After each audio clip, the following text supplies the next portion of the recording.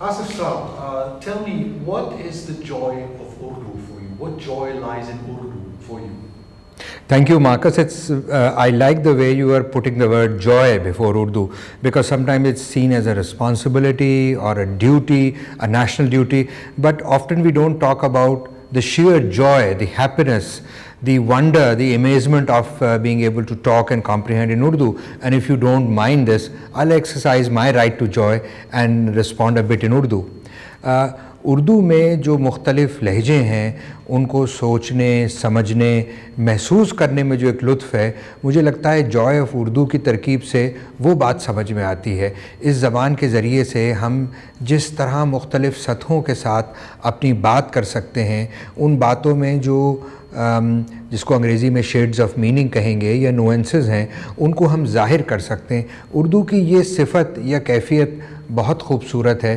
افسوس یہ ہے کہ ہم اسے بھولتے جا رہے ہیں، کیونکہ اب یہ حال ہو گیا ہے کہ میری عمر کے جیسے لوگ ہیں وہ انگریزی کے الفاظ استعمال کیے بغیر ٹکڑا نہیں توڑ سکتے۔ اردو وہ جو کچھ بھی بولیں گے اس میں کہیں نہ کہیں انگریزی کا تڑکا یا انگریزی کا اس میں ایک چھینٹا ضرور پڑا ہوگا۔ تو اردو کی جو پوری روایت ہے، زبانی روایت، علمی روایت، ادبی روایت، اس کو پڑھنے اور محسوس کرنے کی جو ایک کی کیفیت ہے یا جو انداز ہے، وہ مجھے جوائے آف اردو سے منسوب نظر آتا ہے۔ I don't know, of course, what you just said. I don't know if you have to repeat anything if I'm asking you, if you had to compare English and Urdu with each other, what would be the specificity of Urdu compared to English? What are the strengths of Urdu compared to English? Urdu اور انگریزی کا مقابلہ کرنے میں دیکھیے، ایک بات تو یہ ہے کہ انگریزی اب ایک عالمگیر زبان ہے، دنیا کی بڑی زبان ہے، اور اردو سے محبت کرنے کا یہ مطلب ہرگز نہیں ہونا چاہیے کہ ہم انگریزی یا کسی بھی زبان سے نفرت کریں یا اس کو پسند نہ کریں۔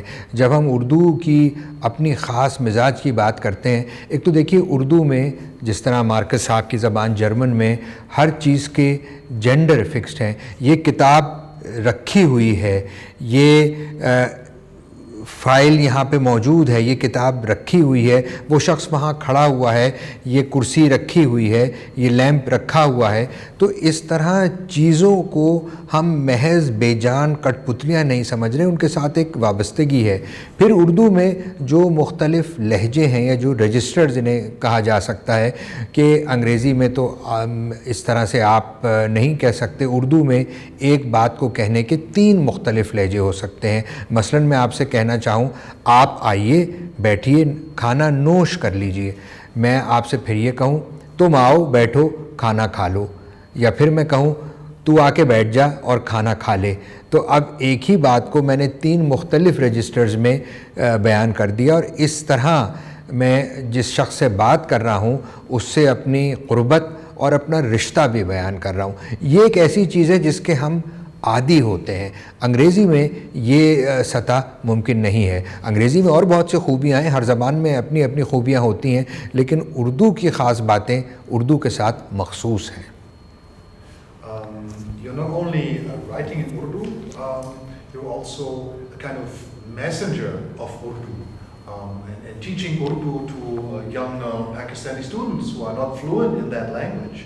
So do you consider part of your job of teaching here also to kind of revitalize maybe this cultural heritage of Urdu, and how do you look at that part of talking Urdu as preserving cultural heritage, and maybe even giving Pakistani students some kind of sense of identity, who they are? Is that also part of what you do? یہ یہاں پہ جو میں کام کر رہا ہوں حبیب university میں آرزو سینٹر کے ڈائریکٹر کی حیثیت سے، کہ میں اردو اور اس سے متعلق کورسز پڑھاتا ہوں، اس سے متعلق پروگرام، اس کی ریڈنگز یا اس کی ڈسکشن، ان پہ ہمیں کام کرنا پڑتا ہے۔ تو مجھے ایسا لگتا ہے کہ ایک بہت بڑی بات تو یہ ہے کہ جو ہماری نوجوان طالب علم ہیں ان کو اردو سے ان کا رشتہ ایک طرح سے بحال کیا جائے. یہ میرے لیے یوں بھی لازمی ہے کہ خود میں اس عمل سے گزرا. میں نے بھی انگلش میڈیم اسکول میں پڑھا جہاں اردو میں بات کرنے پر پابندی تھی, اور ایک وقت آیا کہ میں نے اردو کو دوبارہ نئے سرے سے اس سے ریکنیکٹ کیا. تو میں طالب علموں کو یہ بتاتا ہوں, یہ سمجھانے کی کوشش کرتا ہوں کہ اردو میں اگر وہ کمزور رہ گئے ہیں, پیچھے رہ گئے ہیں, تو اس کی ایک بہت بڑی وجہ ہے کہ اسکولوں میں انہوں نے اردو اس طرح سے نہیں پڑھی ہے, یا گھر پہ اس پہ زور نہیں دیا گیا. جب ہم اردو کی ادبی اور تہذیبی میراث کی طرف آتے ہیں تب احساس ہوتا ہے کہ ہم نے کتنی بڑی چیز سے منہ موڑ لیا. جب ہم میر اور غالب اور اقبال اور فیض اور اپنے زمانے کے تک آتے آتے جون ایلیا اور زہرا نگاہ اور پروین شاکر تک آتے ہیں تو اندازہ ہوتا ہے کہ یہ کتنا بڑا ہمارا ادبی ورثہ ہے, اور اس سے ایک زندہ تعلق رکھنا کتنا بڑا ضروری ہے. لیکن یہ تو ایک کلاسیکی ادب کی بات ہو گئی.